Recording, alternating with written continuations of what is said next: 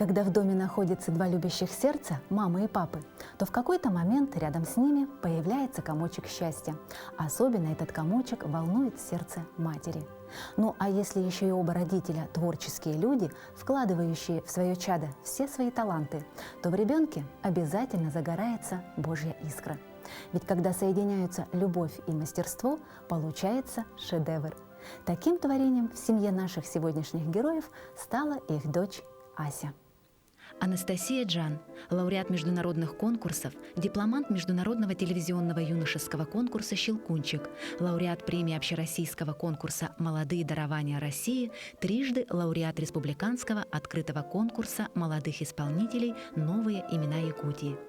С отличием окончив академический музыкальный колледж при Московской консерватории имени Чайковского, сегодня она продолжает свое обучение в Берлинской высшей школе музыки имени Ганса Эйслера. Всем своим музыкальным достижениям Ася обязана родителям, которые и по сей день являются ее наставниками. Поэтому их троих объединяют и искусство, и кровные узы. Для меня мама и папа всегда были одним целым. Я могу сказать, что с мамой, наверное, я общаюсь больше, но я всегда чувствую папино присутствие. Я знаю, что папа через маму, например, все знает. Нет какого-то такого разделения. Они всегда для меня одно целое.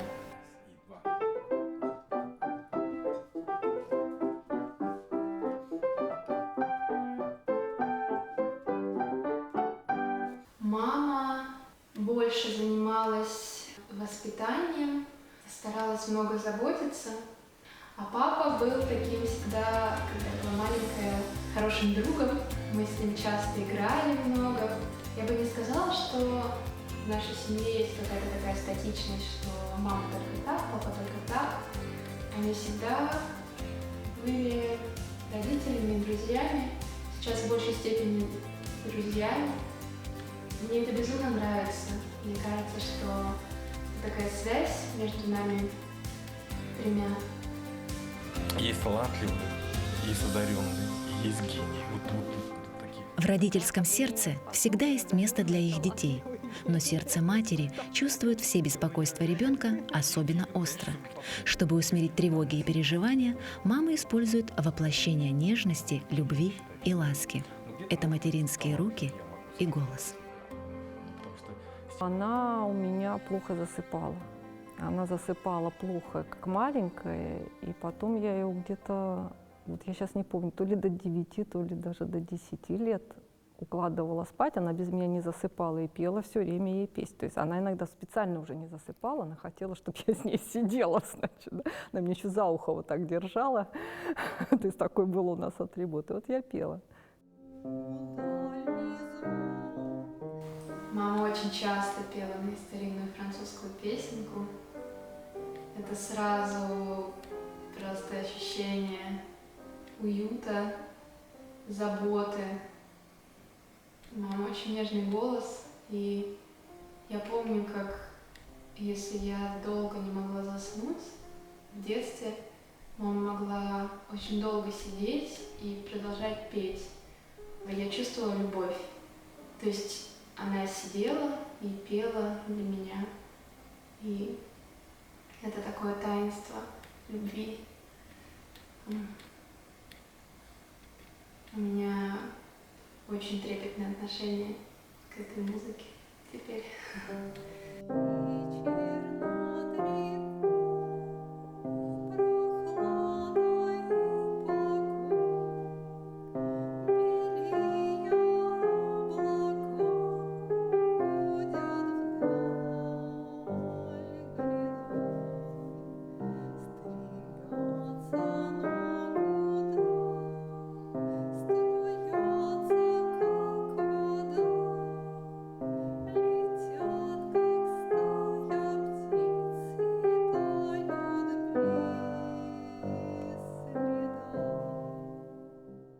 Музыка звучала часто, я прямо помню некоторые моменты, как папа занимался или мама, и мне хотелось часто выучить то же, что играл папа, например.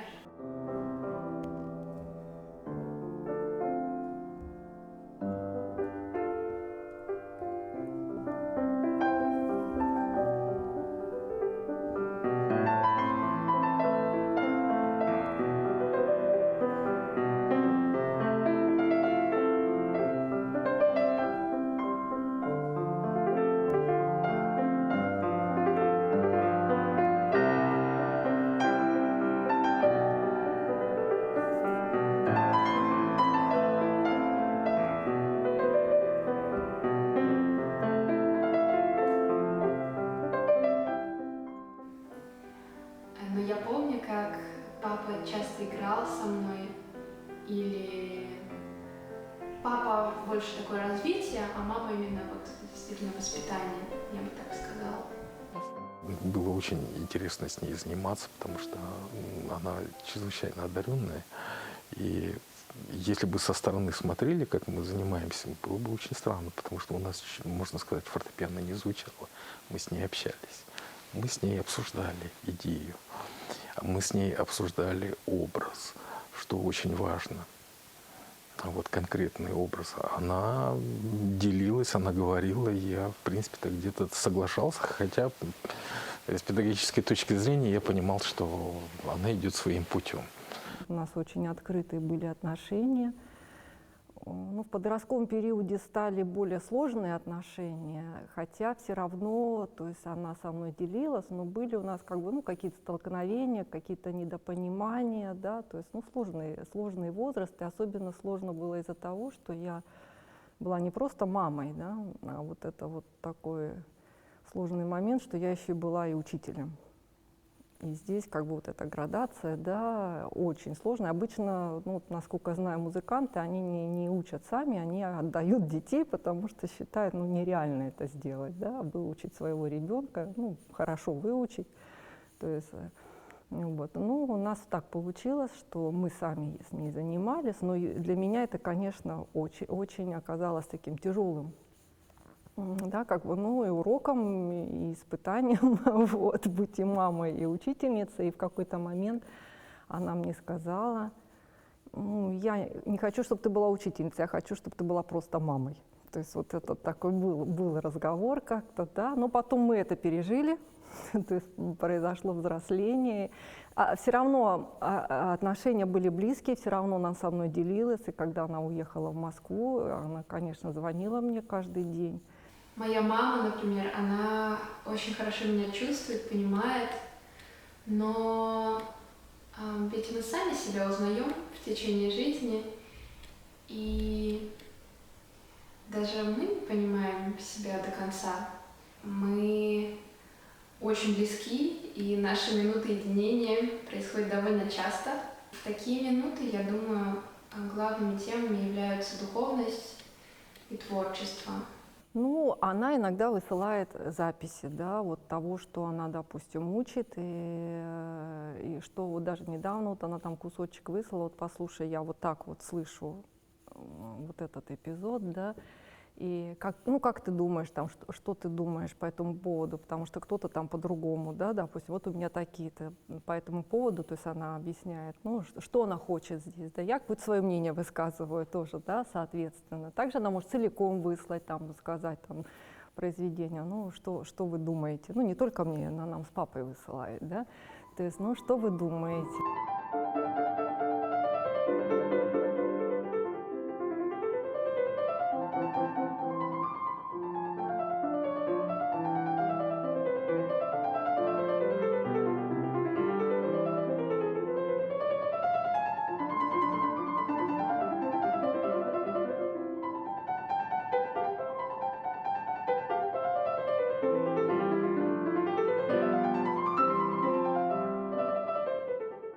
Считаю, что моя мама самый близкий друг мой, и могу ей все доверить.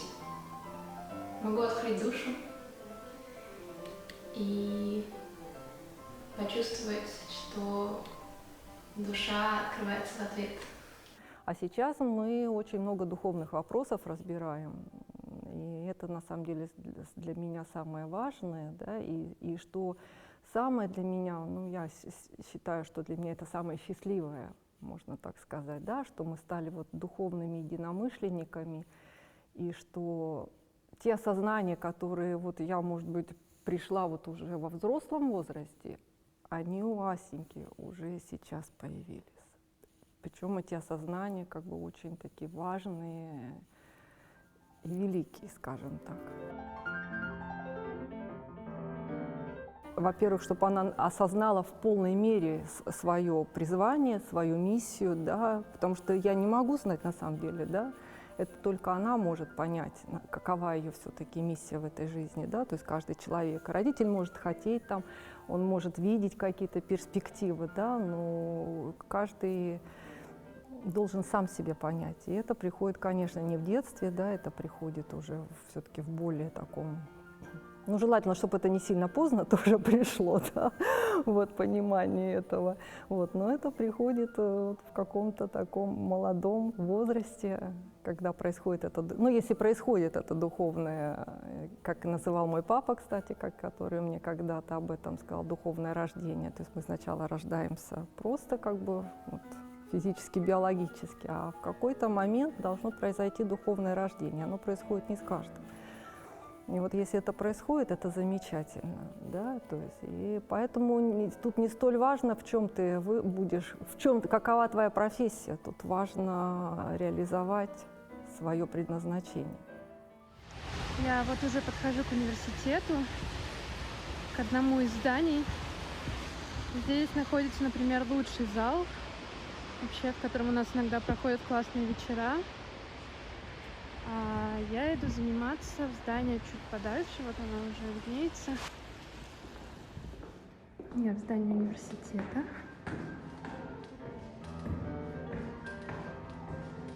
Я очень люблю разные способы самовыражения.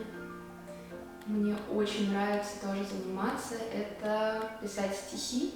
Это уже такая потребность для меня. И своего рода это такой интуитивный процесс. Не могу сказать, что я придумываю стихи, они ко мне приходят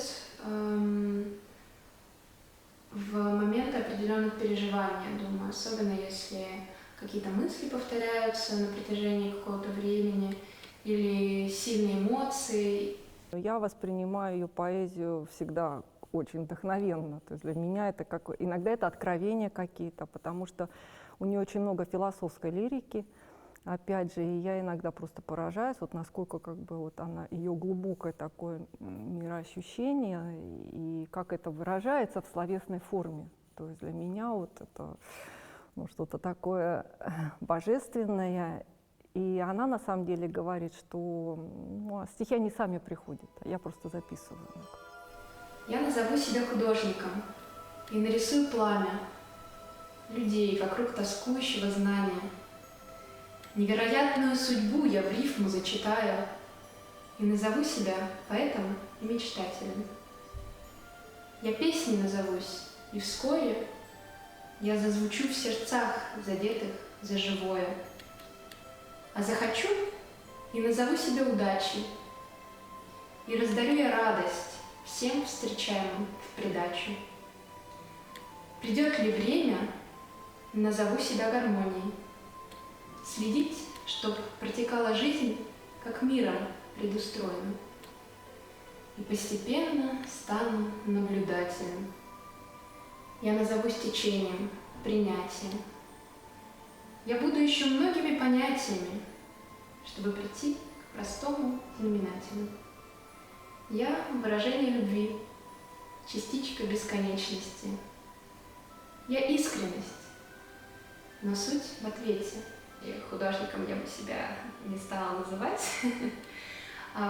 Единственное, просто люблю пробовать новое. И иногда бывают порывы вдохновения что-то нарисовать. И то же самое с пением. Хотя с пением у меня довольно длинная история. Я пела в детстве, учась в воскресной школе, я пела в церковном хоре. И помню, мне очень нравилось. Сейчас пою для удовольствия время от времени, но не скажу, что как-то профессионально или что у меня замечательно получается. Но делаю то, что приносит радость.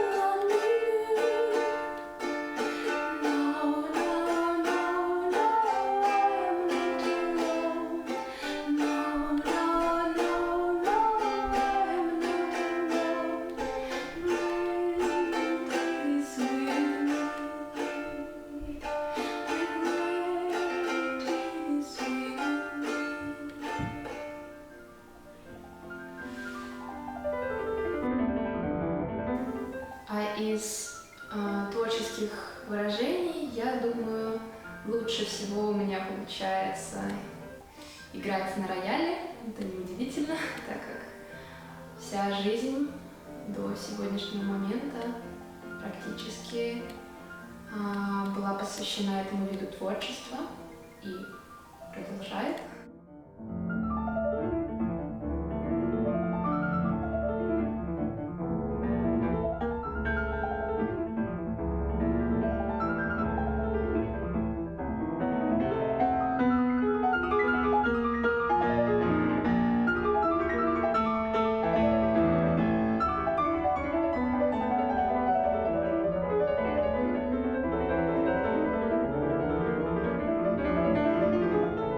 И я бы отметила фотографию.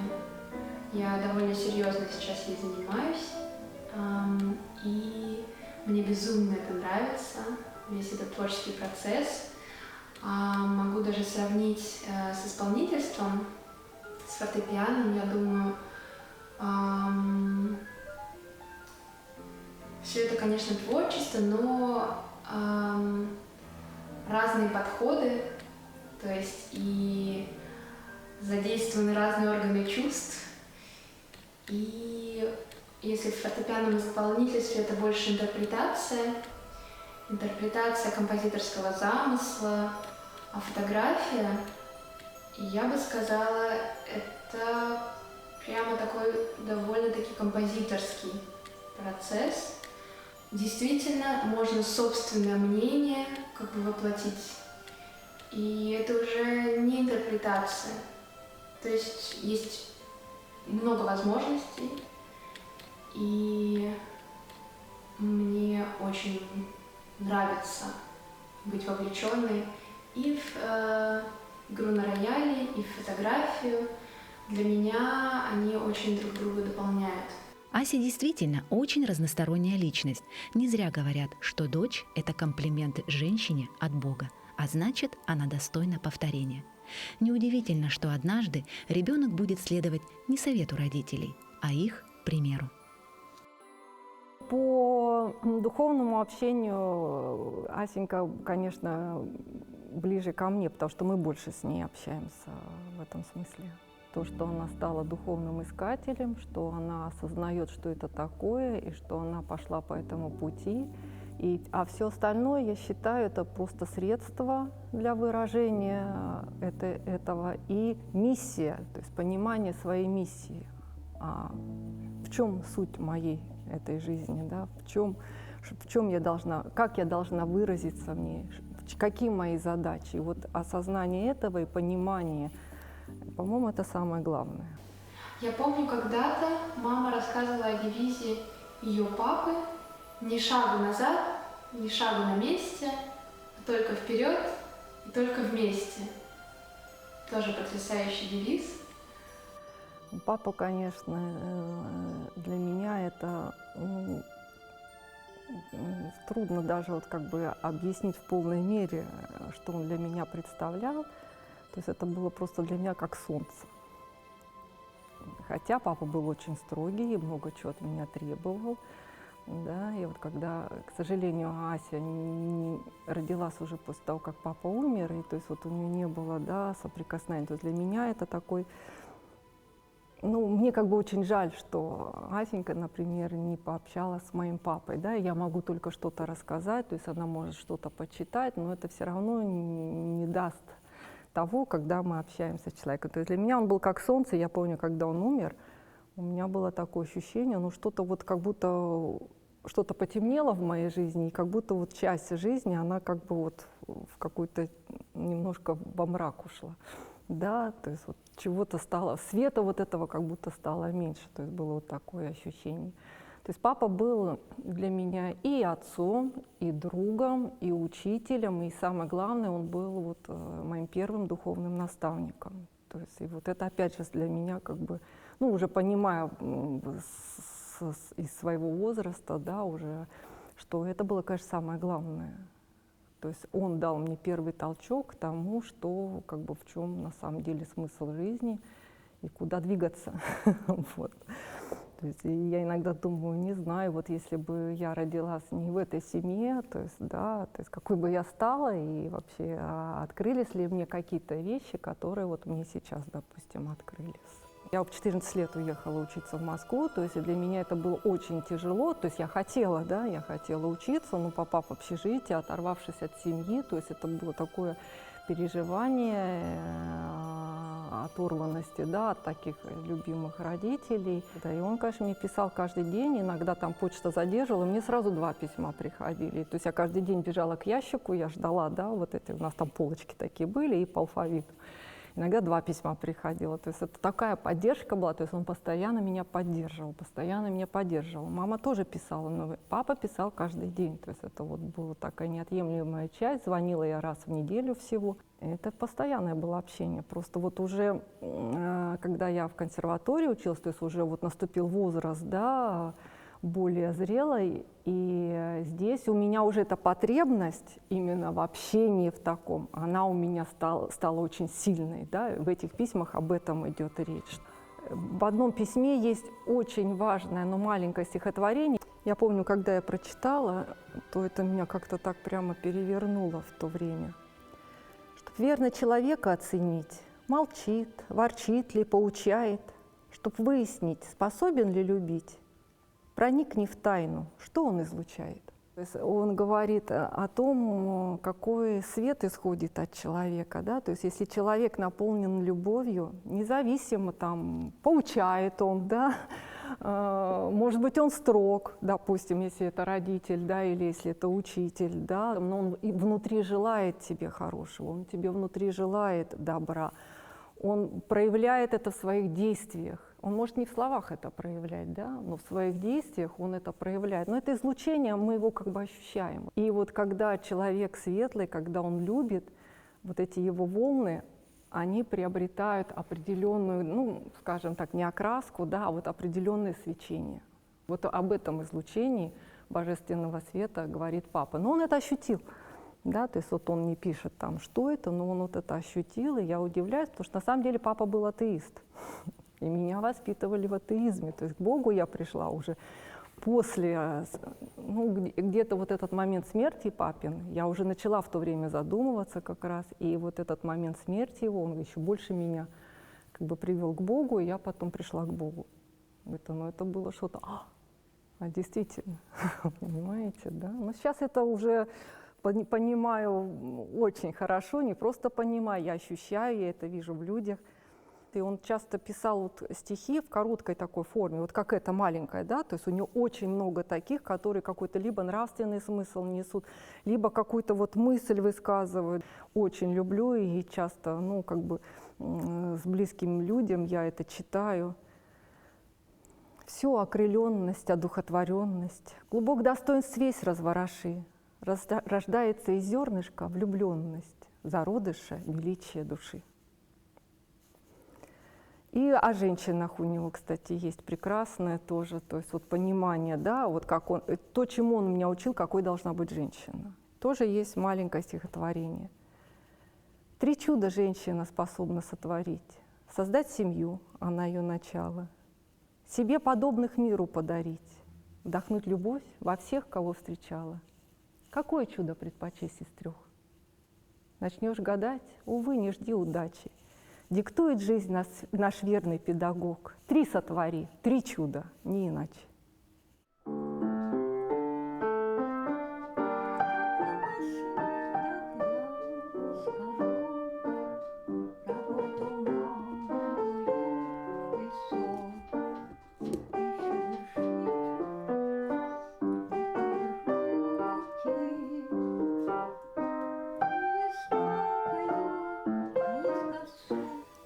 Оксане Юрьевне посчастливилось родиться в образованной, интеллигентной семье. Ее с детства приучали к поэзии, литературе и искусству. В их доме постоянно звучала музыка и играл рояль. Папа Юрий Николаевич и мама Людмила Григорьевна – необычайно одаренные люди. Оба филологи, музыканты, поэты. Они смогли одарить дочь тонким чувством гармонии, вкуса и красоты. Несомненно, что секрет таких чутких и теплых взаимоотношений кроется в маме. На самом деле мама-то единомышленник была папин, да, то есть она как бы все поддерживала, во-первых, да, что он делал, все его идеи, она, когда он писал статьи, он много писал статей, потом он книги стал по педагогике выпускать. И, конечно, первый слушатель это была мама, и она ему советовала, он кое-что менял, то есть очень прислушивался, да.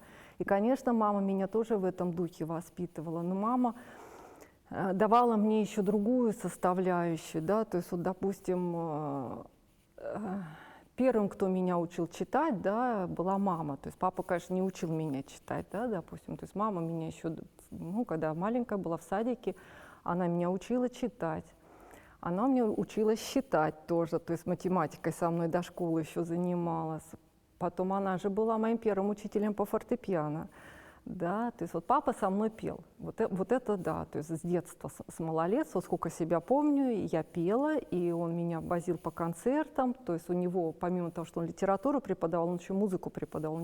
Я вообще просто поражаюсь, вот сколько он успевал, это что-то титаническое. У него хоры были, да, у него вот в школе в каждом классе был ансамбль, а в некоторых классах было несколько ансамблей. У нас был, значит, в нашем классе ансамбль девочек, ансамбль мальчиков и смешанный ансамбль. Вот. И я пела. А мама меня учила на фортепиано, и она меня, ну, я с ней занималась. Конечно, это были не такие серьезные занятия, но тем не менее, вот нотную грамоту я с ней прошла и начала что-то играть. И в музыкальную школу-то я пошла только в 4 классе. До этого я танцевала. А фортепиано это было так второстепенно, но тем не менее мама со мной занималась, и тоже я капризничала, это же мама, да, но она терпимая. Кстати, очень важный момент, вот я не помню, чтобы она вообще в жизни на меня крикнула. Хотя я тоже и где-то вредничала, как все дети, да. Вот, потом еще такой важный момент, что вот школьными, да, какими-то делами, и мама, ну, по школьным урокам, я имею в виду, помогала мне мама. Вот, я всегда хорошо училась, и я на самом деле была такая патологическая отличница. И папа как-то мне сказал уже потом, когда я в училище поступила, он сказал, я боялся, что вот ты вот такая, значит, патологическая отличница, да, то есть и что ты вот будешь там на золотую медаль идти. Я помню, что когда я ушла в училище после 8 класса, все удивлялись. Мы думали, ты пойдешь на золотую медаль. То есть, вот. Но мама мне, когда вот у меня что-то не получалось, а были такие моменты, ну, особенно поменьше, когда в младших классах, допустим, по математике, вот какая-то задачка не получается, да, что-то я там недопоняла. И мама, она всегда очень хорошо училась по математике в школе, то есть это, ну и я тоже училась хорошо по математике, то есть это наш конек, видимо. Вот, но бывали такие моменты, да, что сложно. И тут, значит, мама, она не то, что она мне подсказывала, как решить эту задачку, нет, она очень правильно поступала, то есть она говорила, ну сейчас я посмотрю, то есть она сама ее решит и говорит, вот я решила, да, но она решается спокойно.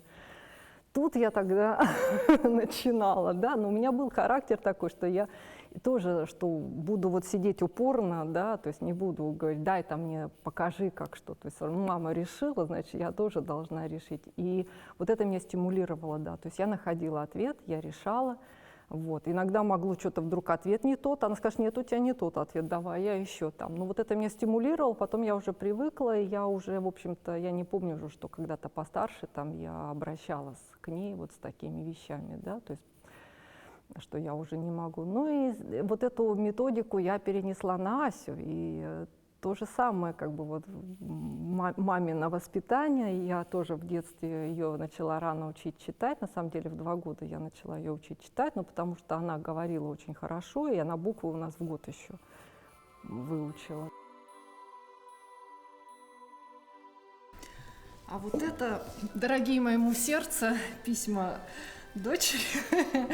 Вот, то есть Ася рано начала читать, но писать я ее не учила, там, как бы я этим не занималась, но она сама начала писать, что было интересно, да, и писала, переворачивая как бы слова в другую сторону, очень интересно, да, и вот здесь слово «любовь» она всегда писала «юлбюл», Юлбюл. И вот сейчас, ну и как бы это слово сохранилось в нашем лексиконе.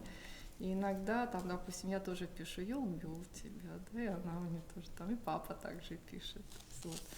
И считать учила, и музыки рано, да, то есть вот это, видимо, то, что от мамы мне передалось. И когда она в школе, она же с 7 класса перешла на домашнее обучение у нас, да, и получается 7, 8, 9 она была на домашнем обучении.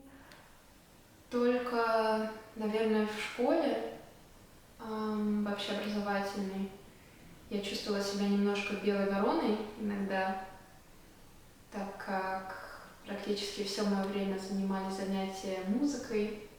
Потому что школа же очень много времени занимает. То есть, чтобы если серьезно заниматься, ведь все-таки дети, которые в спецшколе учатся, да, они там не так заняты общеобразовательными предметами. У них там, во-первых, вперемешку идет, потом им не так много задают. Но все-таки другое отношение, понимание, что дети, да, загружены другим. А я считаю вообще, что школа наша перегруз дает в предметах, да, и заданий много там, например. А после, во время моего обучения в Москве и в Берлине, все мое окружение складывалось из как раз-таки таких же людей. Людей творческих, интеллигентных. Поэтому я бы сказала, я чувствовала себя всегда в своей тарелке, практически вот после школы. И мне бывает странно встречать людей из каких-то других сфер, не связанных с творчеством, например. Помимо семьи меня окружали и окружают очень интересные люди, творческие, добрые и мыслящие. Безусловно, многое в жизни человека связано с его окружением. И то, каким оно будет сегодня, зависит от того, что заложили родители еще в далеком детстве. Душевная теплота, нежность, забота и любовь – неотъемлемая часть гармоничной связи между детьми и родителями. Однако наиболее важным считается умение увидеть в своем ребенке уникальность и неповторимость. Лучше, если это произойдет как можно раньше. Мне кажется, самый большой секрет все-таки это любовь, да, то есть это самое главное, да, вот. А самый сложный момент, мне кажется, да, это все-таки вот увидеть в своем ребенке ту неповторимость, да, вот это очень сложный момент. И вот, так мы люди устроены, да, что у каждого есть своя неповторимость, у каждого человека есть своя неповторимость. Другое дело вот ее разглядеть, ее понять. И вот, а почему я говорила про миссию? И реализовать ее, да, как миссию в жизни. И кто первый может это увидеть, да, это же в ребенке желательно разглядеть. Я к дочери отношусь с большой любовью, и она для меня особенная, это безусловно. Это плод нашей любви с Оксаной, и это я постоянно чувствую. Это может разглядеть родитель, и очень хорошо, если родитель разглядит. Это может разглядеть педагог. Да, замечательно, если есть педагог, который может это разглядеть. То есть и вот ответственность на родителей, получается, вот это лежит увидеть в своем ребенке. Я думаю, она свет и в моей жизни, и в жизни многих ее учеников и знакомых. От нее всегда исходит любовь. И если есть какие-то трудности в жизни, она всегда их переносит тоже очень стойко, с любовью. Я думаю, то, что я хотела о ней сказать, я выразила в стихотворении. Чувство лучше передается в поэзии. Ты мой секрет, моя душа, моя любимая искательница. Ты мой попутчик, иногда соседка и приятельница. Ты свет и тень и отражение. Для мира ты любви исток. До слез доводит восхищение тобой за каждый пройденный урок. Победы, встречи, неудачи — всем поделюсь скорей с тобой. Душа родная, моя мамочка, ты мое солнце, мой герой.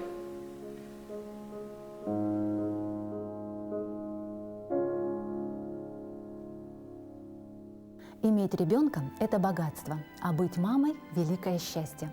В дополнение к этим словам герои фильма обоюдно добавляют, что для них счастье – это еще и самозабвенное служение искусству. Ведь ее задача – волновать сердца.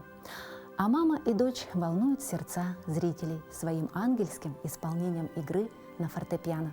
Ну а если вы не верите в ангелов, просто посмотрите в глаза своей мамы.